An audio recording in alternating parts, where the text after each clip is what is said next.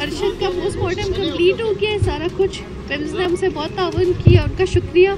और अब उनको मॉर्चरी में शिफ्ट कर रहे हैं। मैंने भी उनसे मिली हूँ, उनसे आखिरी दीदार किया है। बिल्कुल वैसे मुस्कुरा रहे थे जैसे आप लोगों से मुस्कुराते हुए मिलते थे, और मुझसे बहुत बातें की थी आखिरी कॉल पे, बहुत खुश थे, वापस आ रहे थे, लेकिन बस मोहलत नहीं मिली।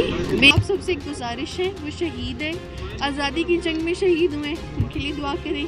मेरे लिए पूरे पाकिस्तान से मेरी गुजारिश है कि उनके लिए गायबाना नमाज जनाजा पढ़ें, कुरान पढ़ें और वो करें, और हम सबको भी अपनी दुआओं में बहुत याद रखें।